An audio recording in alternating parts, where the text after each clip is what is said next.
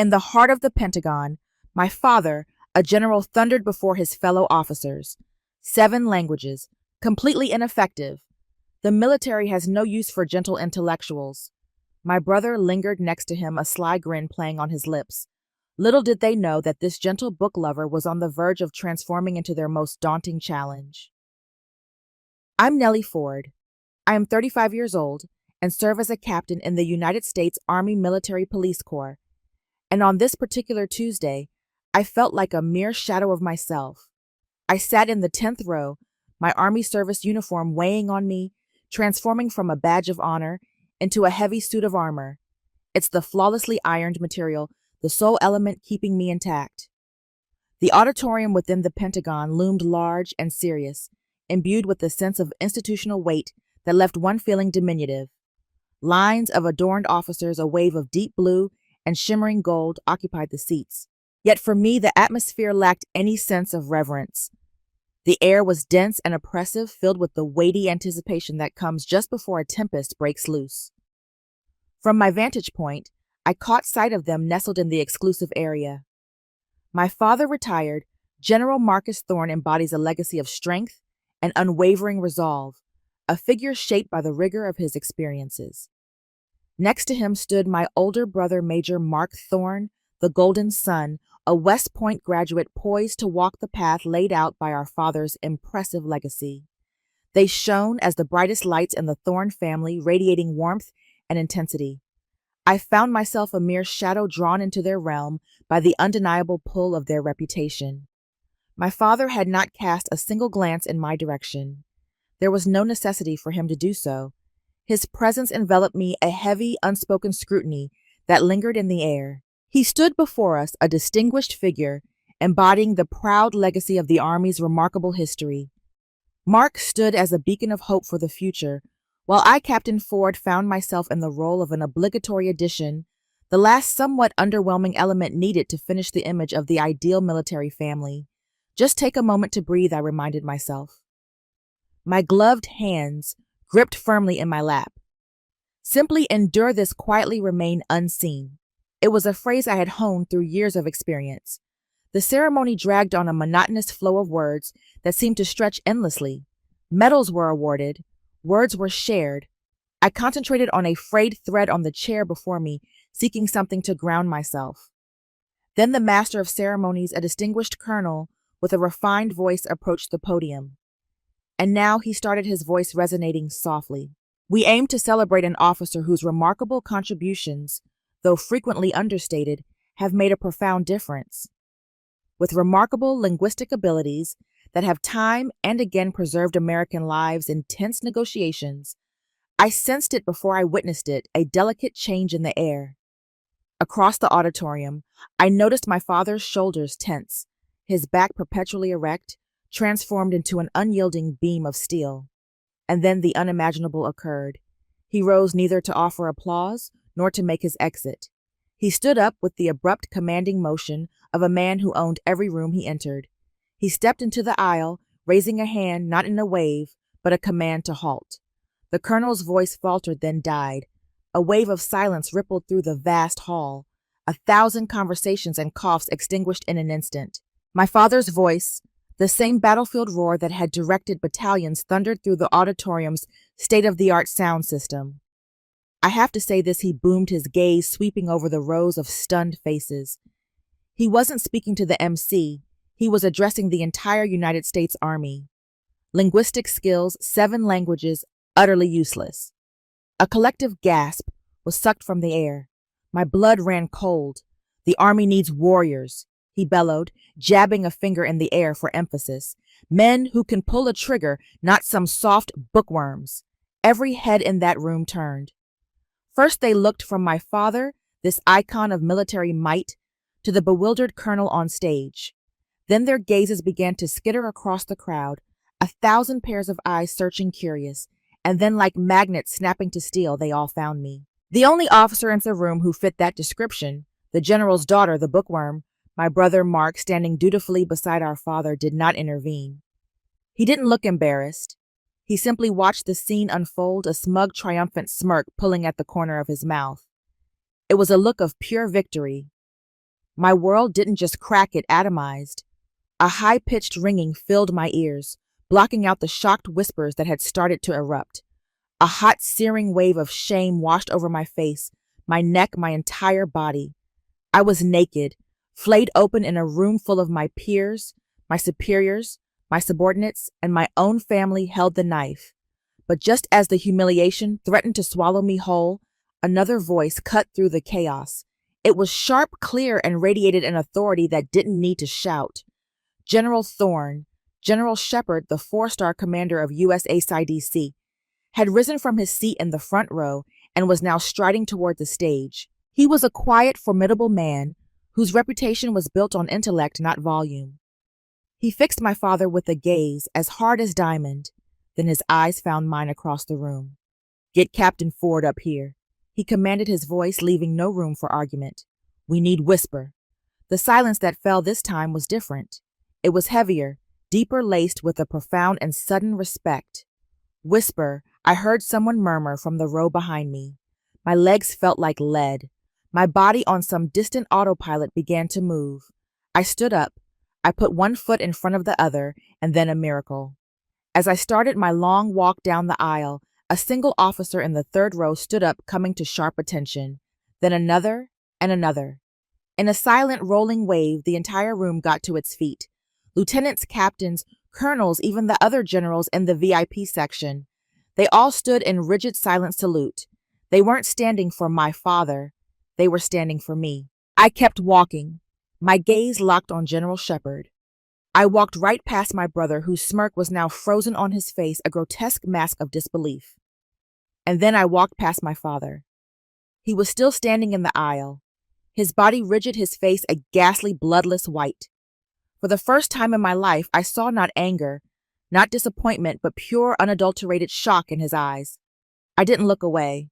I let that image burn itself into my memory as I walked toward the stage, toward the man who called me Whisper, leaving the wreckage of my family behind me. The storm had finally broken. That image of my father's face, ashen, defeated, stripped bare of its usual authority, should have been a victory. But as I stood on that stage, the respectful silence of the auditorium ringing in my ears, I felt no triumph. Instead, his shocked expression became a key unlocking a door to a memory I had long kept bolted shut. The polished floor of the Pentagon dissolved, and suddenly I was 17 again, standing on the cold linoleum of our small house on base at Fort Riley, Kansas. It was Thanksgiving. Our home, a standard-issue wooden duplex assigned to Army families, was filled with the rich, comforting aromas of American tradition. The savory scent of a slow-roasting turkey, the sweet spice of my mother's pumpkin pie cooling on the counter. The air should have been warm, filled with laughter, but in the Thorne household, warmth was a rationed commodity. The air was cold, thin, and brittle with unspoken rules. All day I had been clutching a secret, a thick, cream-colored envelope that felt like a ticket to another universe. It was my acceptance letter from Georgetown University, offering a full scholarship for their linguistics program. It wasn't just an acceptance, it was an escape. It was my dream printed in elegant navy blue ink. I had hugged it to my chest, my heart thrumming with a nervous, hopeful energy, waiting for the perfect moment to share my triumph, to finally earn a sliver of the approval that was heaped so effortlessly upon my brother.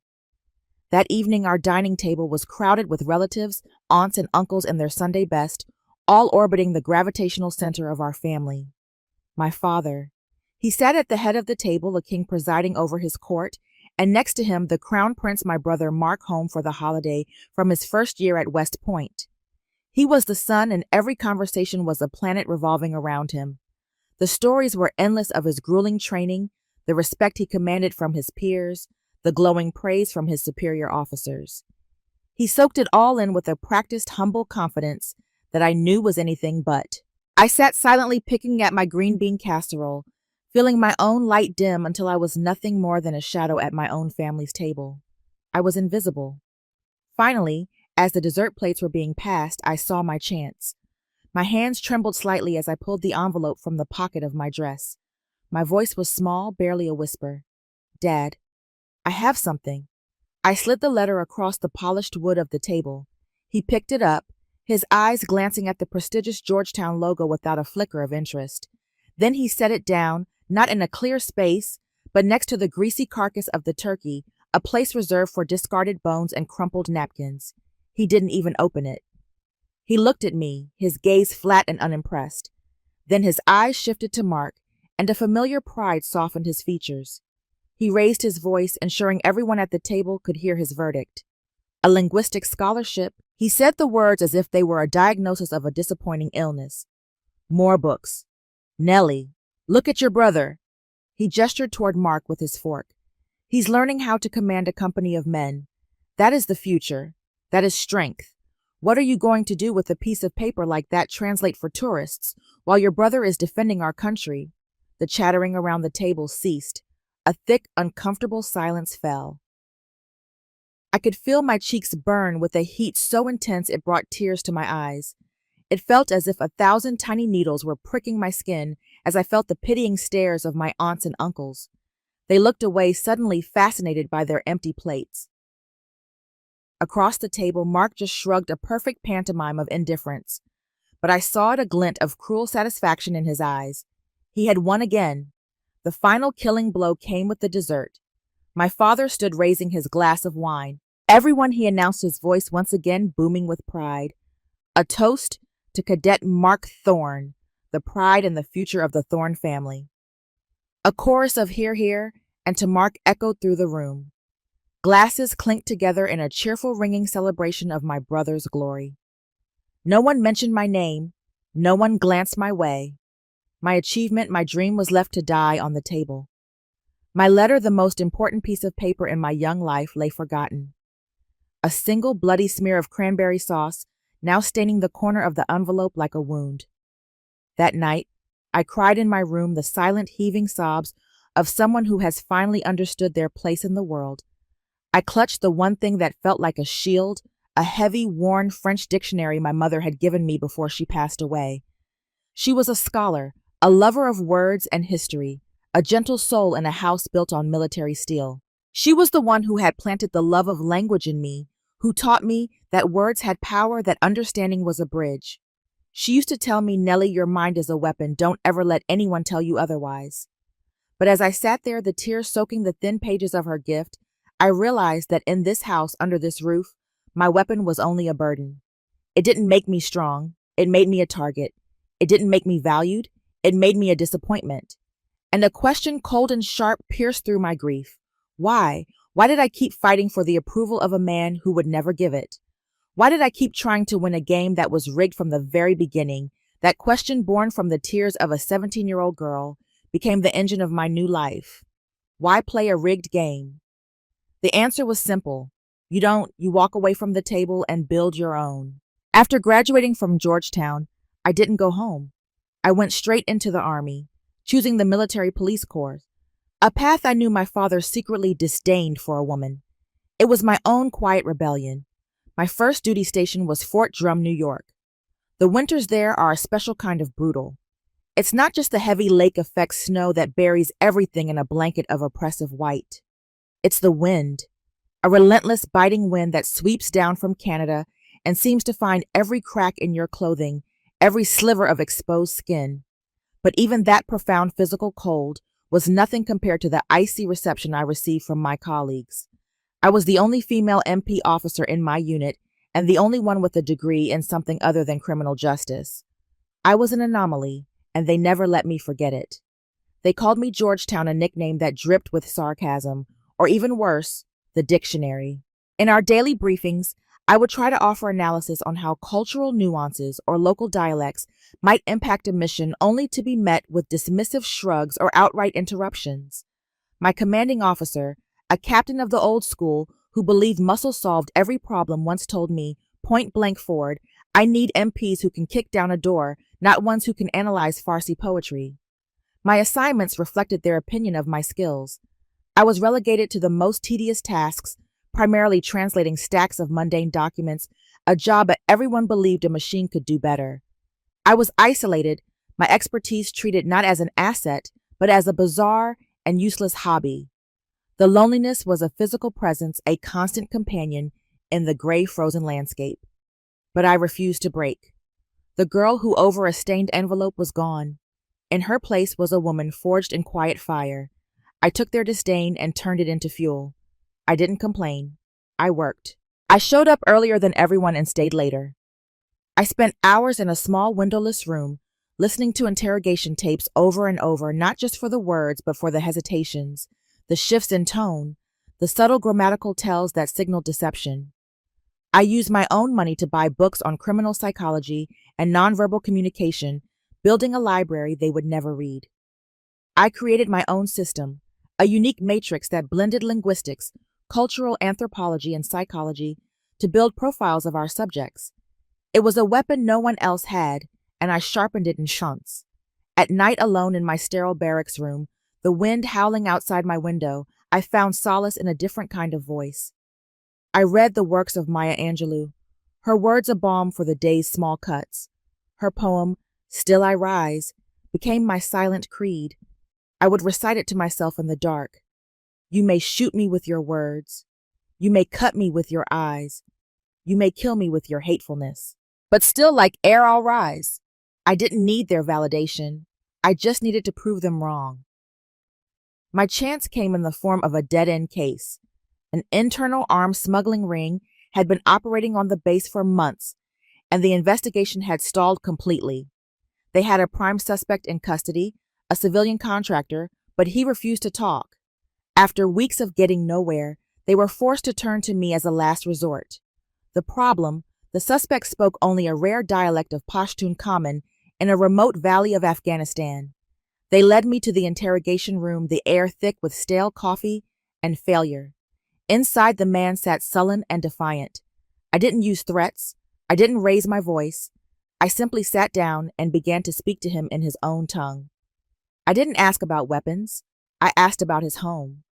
I spoke of the poets from his region, of the ancient folktales his mother might have told him. I saw a flicker of surprise in his eyes, then a deep, profound sadness. I recognized it instantly, the bone-deep ache of homesickness, of being a world away from everything you know. I had built a bridge to him not with pressure, but with understanding. 2 hours later, he had confessed to everything, mapping out the entire smuggling network. When I walked out of the interrogation room, holding the signed confession, the entire office fell silent. The usual clatter of keyboards and ringing phones ceased. My captain, the man who wanted door kickers, looked up at me from his desk. He said nothing, but for the first time the dismissive smirk was gone. In its place was a look of grudging respect. It wasn't a medal, it wasn't a public commendation, but it was my first victory. A small, silent win on a long, lonely road. That silent victory at Fort Drum opened a door I never knew existed. My success in the Pashtun case meant my methods, once dismissed as eccentric, were now a subject of official interest. I was summoned to a high-level briefing with Erkaber, the Army's cyber command, to report on my process. The briefing room at Fort Meade was another world entirely. Gone was the rugged, practical grit of Fort Drum, replaced by the sterile, constant hum of servers processing the nation's secrets. The air was cold, smelling of chilled, filtered air and hot electronics. It was filled with sharp-eyed tech specialists, men and women who lived in a world of signals intelligence, of firewalls and encrypted data streams. I, with my focus on the unpredictable, messy nuances of human behavior, felt like a historian in a room full of physicists, an analog expert in a digital fortress. I delivered my presentation, my voice steady as I walked them through my methodology. The cultural mapping, the analysis of paralinguistic cues, the psychological profiling based on word choice. When I finished, the response was a wave of polite professional nods. They understood the outcome, the what, but the process, the how, remained a foreign abstraction. They saw the data point, but not the person behind it. As the room began to clear out, a quiet shuffling of chairs and murmured conversations filling the space, one person stayed behind. He was a warrant officer 3, with a calm, steady presence that stood out in the room's high-strung energy. He waited patiently, not looking at his phone or packing a briefcase, just waiting until we were the only 2 left. Captain Ford, he began, his voice calm and deep, a stark contrast to the boisterous tones I was used to. Elias Vance, but everyone calls me Eli. He didn't offer a handshake, just a small, respectful nod. He wasn't looking at the results on my final slide. He was looking directly at me. I have a question about your process. You mentioned you identified the suspect's primary deception based on his reversal of sentence structure when discussing logistics. That's not in any field manual. That's art. I was stunned into silence. For years, my work had been judged solely on its product, a confession, a piece of intel. It was a binary world of success or failure. But this man, this stranger, wasn't just seeing what I did. He understood how I did it. He saw the craft, the delicate, intuitive dance behind the science.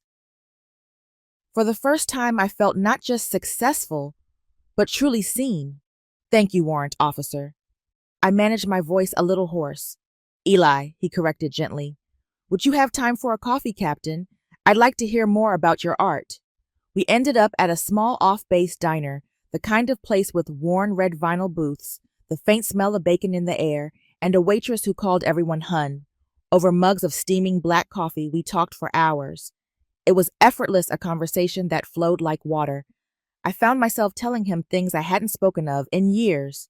About my mother's old books, about how she taught me that every language was a unique key to a different way of seeing the world, a different way of feeling.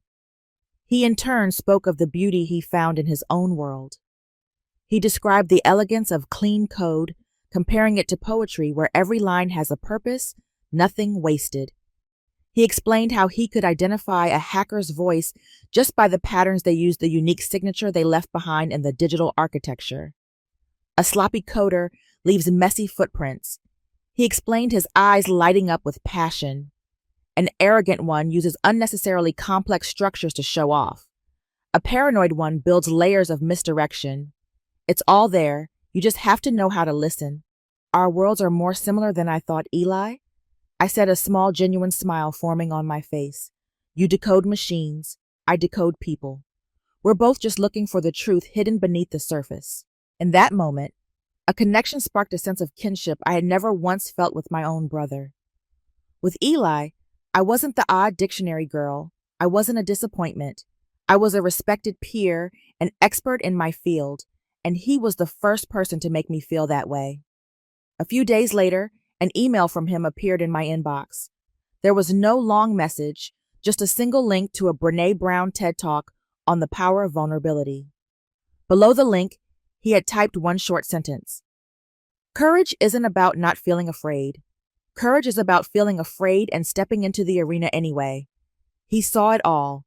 He saw the resilient armor I wore every day, but he also saw the fear I hid beneath it. He understood the silent, exhausting battle I fought.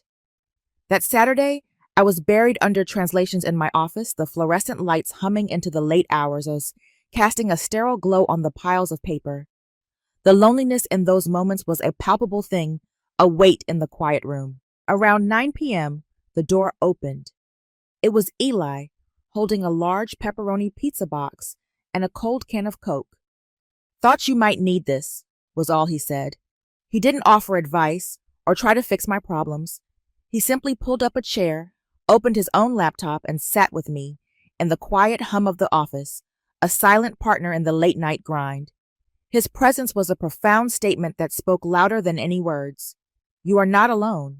It was then I truly understood. Family isn't always about the blood you share. Sometimes it's about the people who show up when you're broken.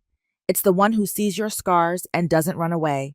It's the one that brings you pizza on a lonely Saturday night and helps you piece yourself back together, one slice at a time. Have you ever felt that moment of grace when a stranger, a friend, shows you more kindness and understanding than you've ever known from your own blood? That was Eli. He was the first member of a family I was finally consciously choosing for myself. The years that followed my time at Fort Drum were a quiet blur of progress. My friendship with Eli became my anchor. We were stationed on different continents half the time, but our bond forged over coffee and code only deepened. Professionally, my reputation grew. I was no longer the dictionary girl, but a respected specialist. My work eventually took me to Camp Eagle, Bosnia, a sprawling American base set against the green war-scarred hills. I was mediating a series of delicate peace negotiations between rival local factions, a job that required every ounce of my skill and focus. It was demanding, fulfilling work.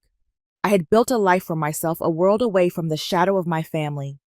Then one evening in early December, just as the first Christmas decorations were starting to appear around the base, my satellite phone rang. The caller ID flashed a number I hadn't seen in years. General Marcus Thorne. My heart hammered against my ribs. A frantic, trapped bird. He had never not once called me while I was on deployment. A foolish, stubborn flicker of hope ignited in my chest. A hope I thought I had extinguished long ago. Maybe he heard about my work here, the thought whispered. Maybe he's proud. Maybe after all this time he wants to apologize. I took a deep breath and answered, "Hello, Nellie."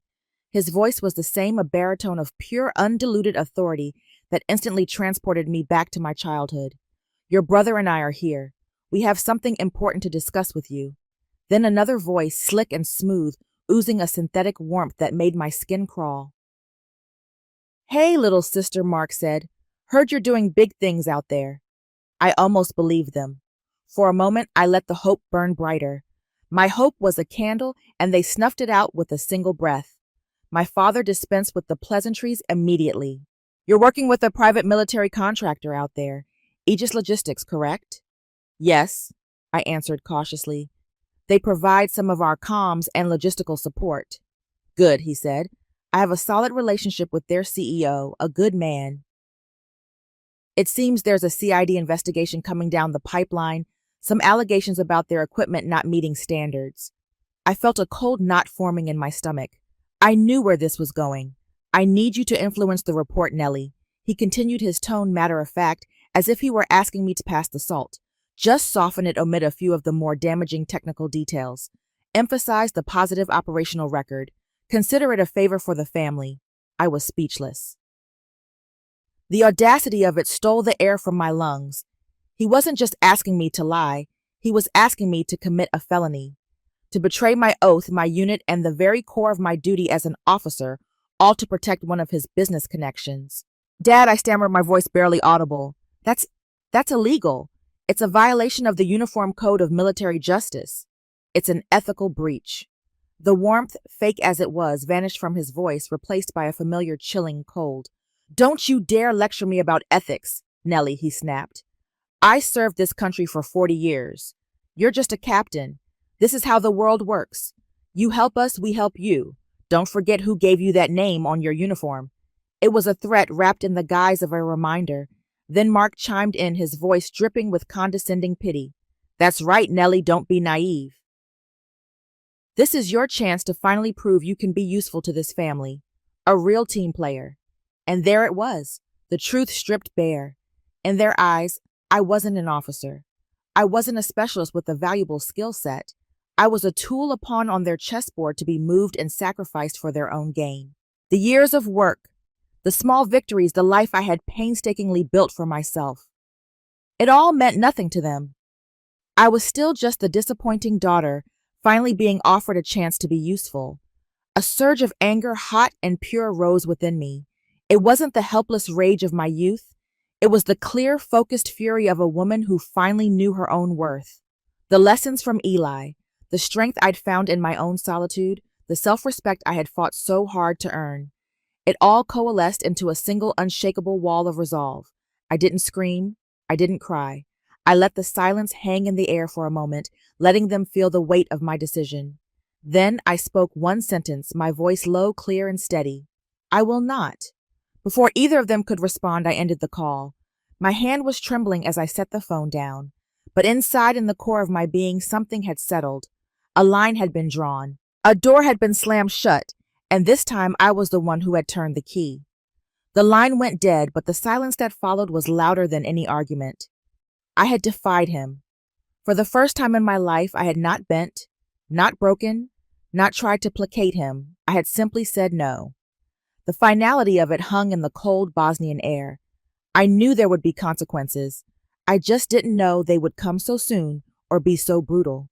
3 days later, I was leading the final reconciliation meeting between the two local faction leaders. We were in a designated safe house on the outskirts of a small village, a drab concrete building chosen for its anonymity. The tension in the room was thick enough to taste. My team and I were on high alert. The comm system provided by Aegis Logistics had been glitchy all morning, crackling with static. Suddenly, A voice cut through the static on my earpiece. It wasn't my men. It was a strange voice speaking Serbian with a chillingly calm demeanor. But the words weren't about the meeting. They were for me. Mala Shaptichika.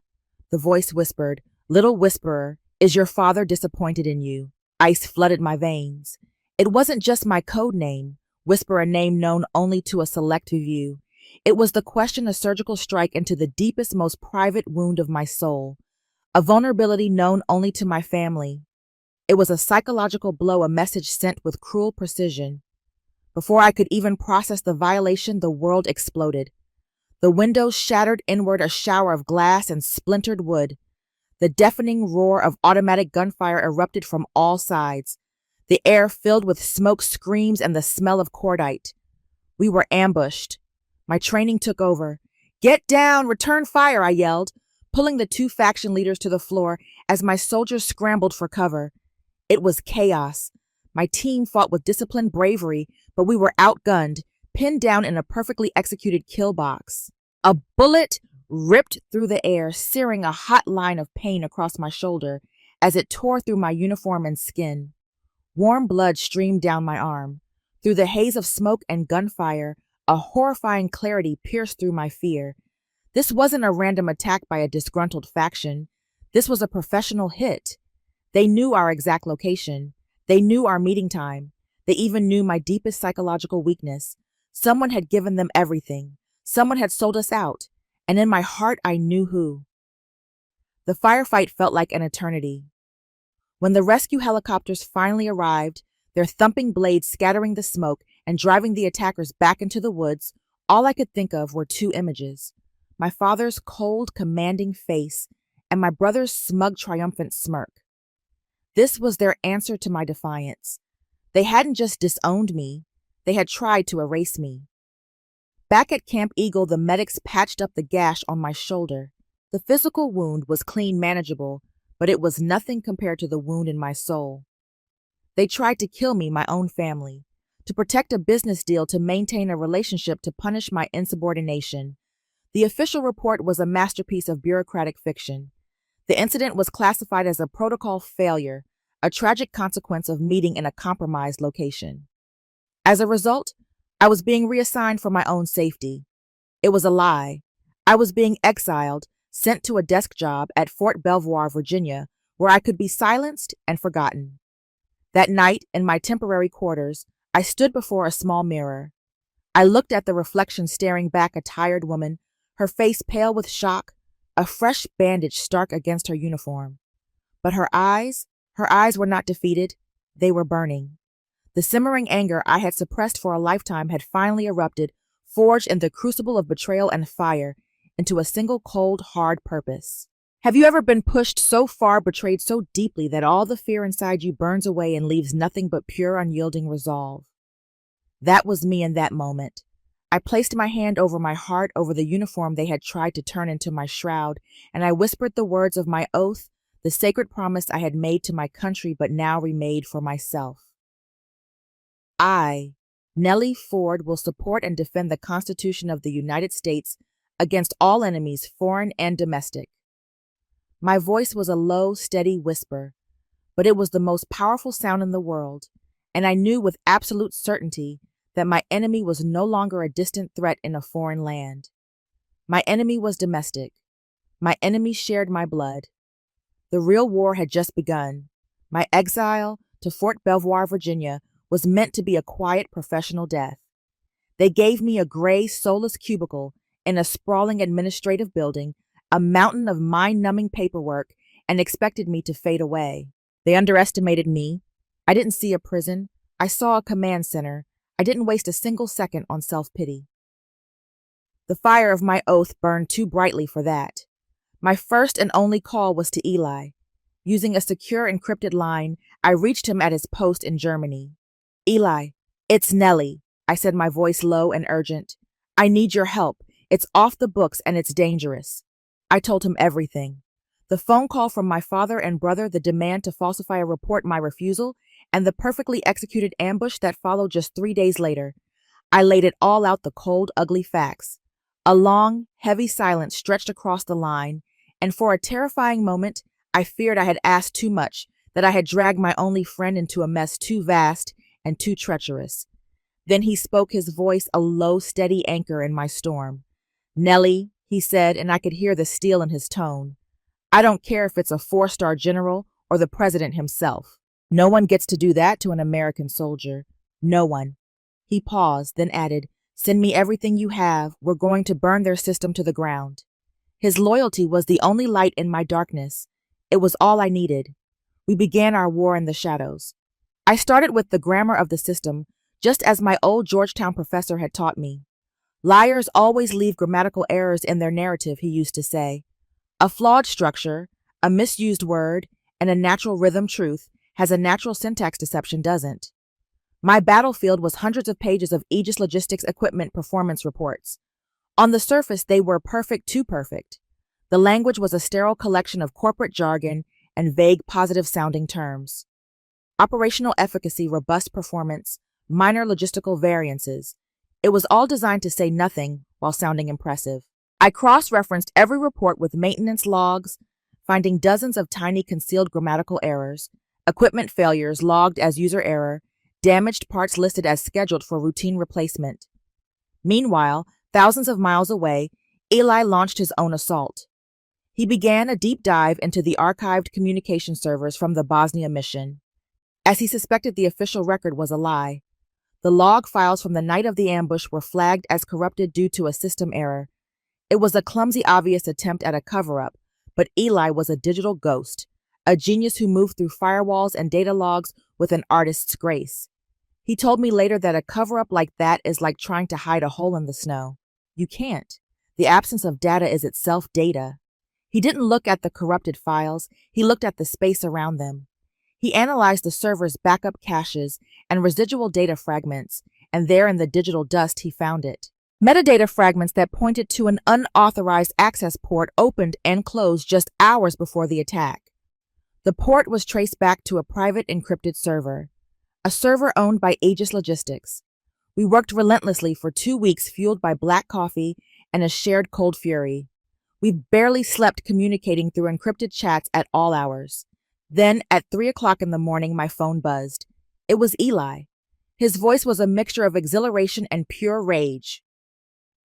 "I got it, Nellie. I got the son of a bitch."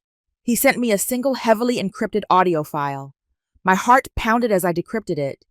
It was a restored recording from the Aegis server. It was a phone call between the CEO of Aegis and my brother, Major Mark Thorne. The call had taken place just 4 hours before I walked into that safe house. I pressed play and my brother's voice filled the silence of my small room. "My father has done his part," Mark was saying, his voice smooth and confident. "The pressure is on. Now it's your turn. Just make sure the incident is convincing enough to shut her up permanently." The CEO murmured something about risk. "It's not a risk," Mark cut in coldly. "It's a solution." My breath hitched. My world tilted on its axis. But there was more. Eli had found another file. It was a digital copy of a contract addendum approving a massive no-oversight budget increase for Aegis Logistics. The authorization was dated the day after the ambush. The digital signature at the bottom was undeniable. General Marcus Thorne. I leaned back in my chair, the evidence glowing on my screen. The phone call, the signature. It was the truth, cold, sharp, and brutal. It was the confirmation of a betrayal so profound it defied comprehension. My professor was right.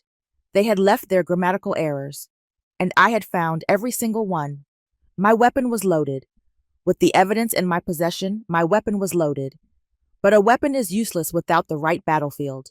Going through the standard channels, filing a report with the Inspector General would have buried the truth under months, possibly years of bureaucratic red tape. My father and his powerful friends would have suffocated it in the cradle. I needed a different kind of strategy. I needed a stage. So I made my final move. I compiled the most damning pieces of evidence, the audio file of Mark's call, the digital signature of my father's, the network logs from Eli's investigation into a single heavily encrypted summary. I didn't send it to the investigators. I sent it directly to the one man I knew valued honor above allegiance, General Shepard. The file was attached to a message with a single line. "General, the honor of the Army is at risk. For 3 agonizing days, there was nothing but silence. I started to fear I had miscalculated, that I had overplayed my hand. Then a short formal order arrived in my inbox. Captain Ford, you are required to attend the annual awards ceremony at the Pentagon. No explanation. None was needed. I understood immediately. General Shepard wasn't just acknowledging my message. He was setting the stage. The ceremony, an event where my father was scheduled to receive a Lifetime Achievement Award, was not going to be his coronation. It was going to be his tribunal, and I was to be the star witness. I returned to the same auditorium that had been the theater of my greatest humiliation. The air was thick with the same sense of pomp and circumstance, the same sea of dark blue uniforms and polished brass. But this time I felt no anxiety. The girl who had wanted to be invisible was gone. In her place was a woman who was about to become unforgettable. I walked to my assigned seat, my back straight, my gaze level. I felt a profound chilling calm. I was the quiet eye of a hurricane I had created. From my seat, I could see them in the VIP section, my father looking regal and proud, accepting handshakes and congratulations. My brother Mark beside him beaming, soaking in the reflected glory.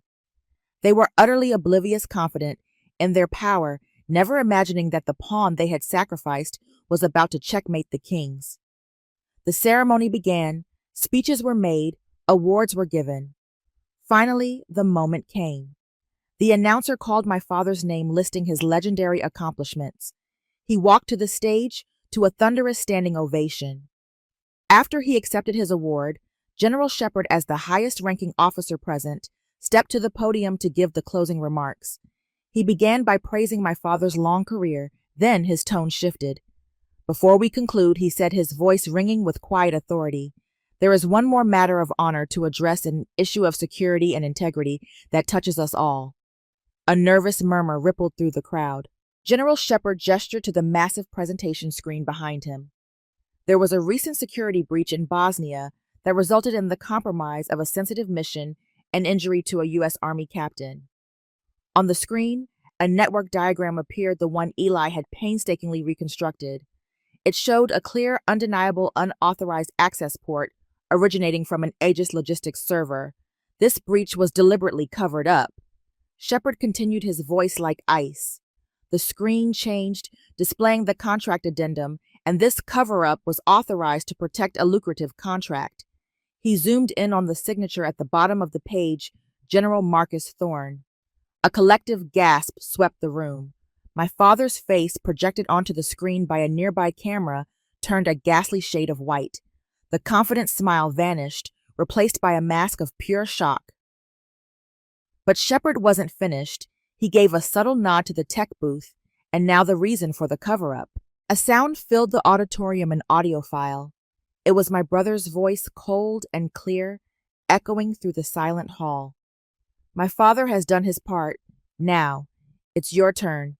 Just make sure the incident is convincing enough to shut her up permanently.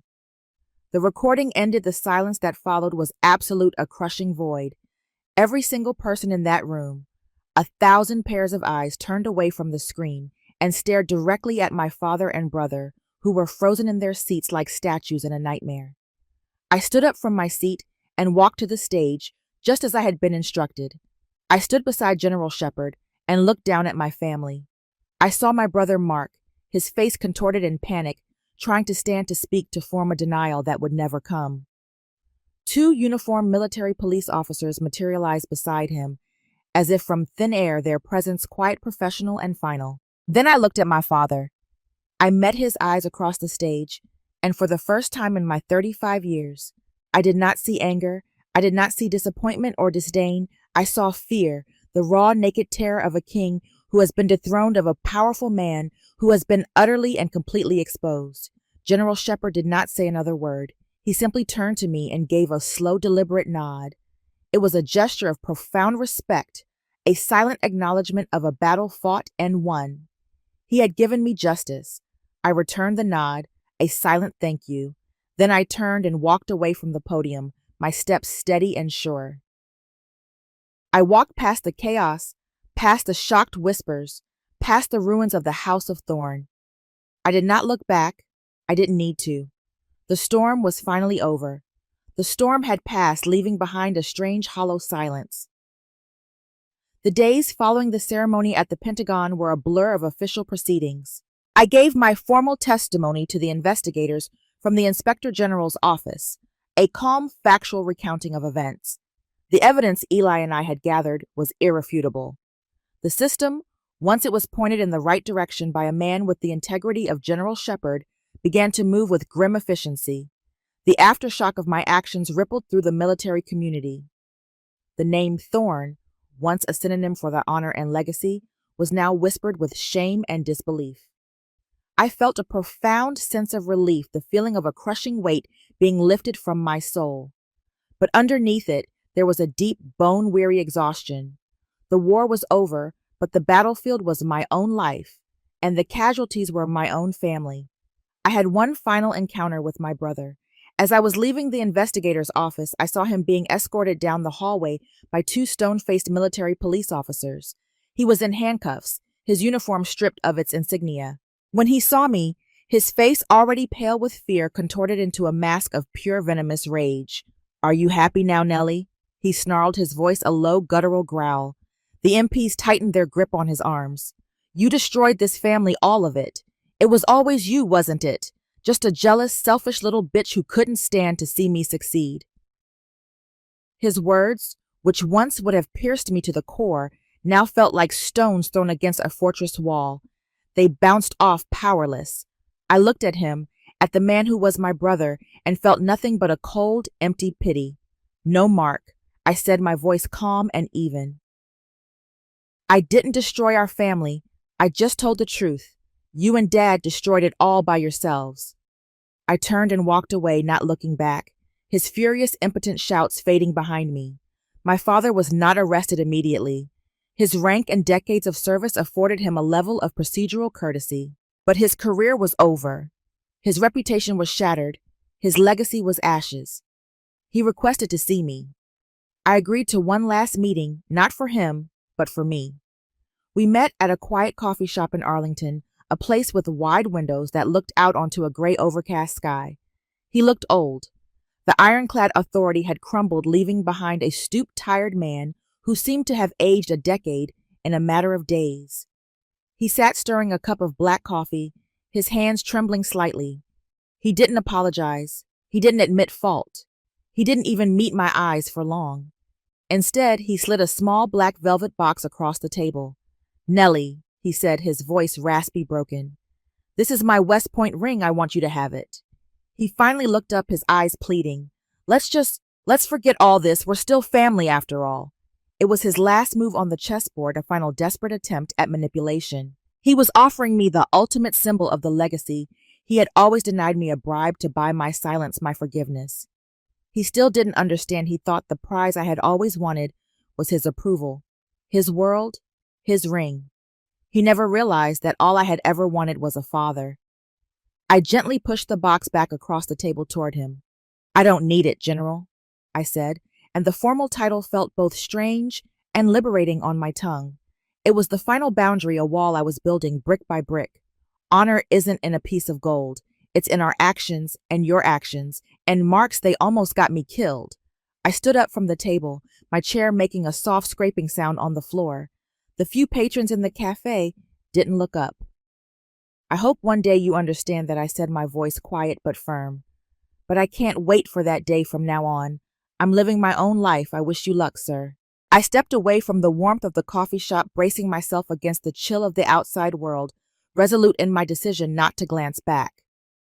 A surge of relief enveloped me so intense, it nearly brought me to my knees, yet it was swiftly succeeded by a piercing, aching sorrow, the lingering absence of a family that had vanished. I had experienced the profound loss of a father and a brother, the family I once knew slipping away. Yet as I strolled through the streets, the chill of the Virginia air brushing against my skin, a deep-seated certainty enveloped me. I had at last discovered who I truly was. The silence that followed my battle was profound. Following the tribunals, the dishonorable discharges, and the prison sentences, an oppressive silence enveloped the House of Thorne. My father's name was erased from structures, his images taken down from places of distinction. What he had devoted everything to, even at the cost of his own daughter, had crumbled into nothingness. I experienced no happiness in it, only a deep and tranquil sense of serenity. The burdens of expectation and disappointment that had weighed me down for so long had finally corroded and broken free. I felt liberated. I decided to step away from the intense realm of field operations. Following General Shepard's guidance, I took on a teaching role at the U.S. Army Military Police School located in Fort Leonard Wood, Missouri. It was a realm of undulating emerald landscapes and sincere young warriors, a stark contrast to the harsh realities of Washington, D.C., and the lingering shadows of Bosnia. I was given the responsibility of creating and overseeing a new initiative, Strategic Intercultural Engagement, my personal niche within the Army grounded in a deep sense of empathy. On my first day as I approached my new office, I noticed a small gleaming brass plaque affixed to the door. It was devoid of my name. It merely stated The Whisper Room. It was a subtle offering from Eli. I lingered in that moment, a warm, authentic smile blossoming on my face, a rare occurrence that felt like a long-lost treasure returning after years of absence. My legacy would not be a secret name murmured in the dark corners of covert missions. It would be a sanctuary of knowledge, a space dedicated to sharing the wisdom I had gained, ensuring that no young officer would ever feel that their intelligence was a liability or that a tool that didn't discharge bullets was without value. In my initial class, I chose not to start with grammar or vocabulary.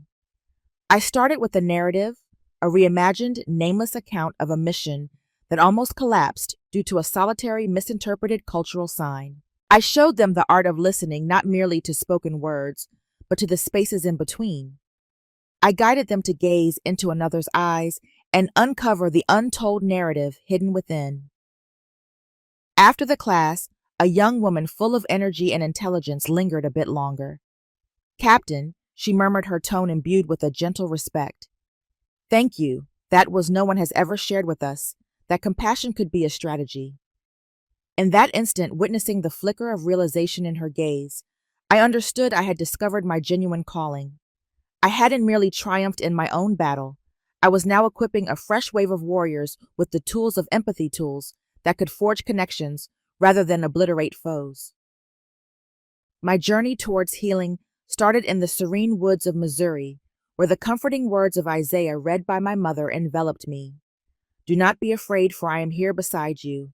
Do not lose hope, for I am your guiding light. I will support you and be there for you." 1 year later, a modest package found its way to my office. The absence of a return address didn't matter. I immediately recognized the graceful flowing script of my aunt's handwriting. Within the confines of the envelope there lay no letter, no words of clarity, only a solitary weathered photograph. At the age of 10, I found myself on the floor of our quaint home in Fort Riley, utterly captivated by the French dictionary my mother had gifted me, my expression reflecting a deep focus and unadulterated happiness. I flipped the photo over, revealing a brief note penned by my aunt on the back. "Your father requested that I share this with you. He didn't elaborate, just mentioned that this is how he wishes to hold on to your memory." It wasn't an apology, nor was it absolution, but rather a recognition. A subtle confession conveyed through an intermediary that the young girl with her books had in her own manner triumphed, that her journey, which he had mocked and belittled, possessed a resilience he could never grasp. I carefully placed a thumbtack to secure the photograph to the corkboard in my office, positioning it alongside the brass plaque that proclaimed The Whisper Room, a pair of legacies standing together. I gazed upon the expression of that young girl, and for the first time the ache of her solitude didn't pierce my heart. Pride surged within me. I had found healing not through forgiving others, but by fully embracing the truth of my own worthiness and letting go of the belief that I was unworthy. My journey reached a serene conclusion, not through vengeance, but by embracing my own value once again. Yet I understand that my path is not one of a kind. Countless individuals have endured quiet struggles, sensing a lack of recognition or understanding from those who were meant to hold them dear. I'm curious to know, when did you come to the realization that prioritizing yourself was essential? What was the initial move you made on your personal journey? We invite you to share your story in the comments below. If narratives of courage and perseverance like mine speak to you, I invite you to subscribe to our channel. Your voice is important, and you are not by yourself in this journey.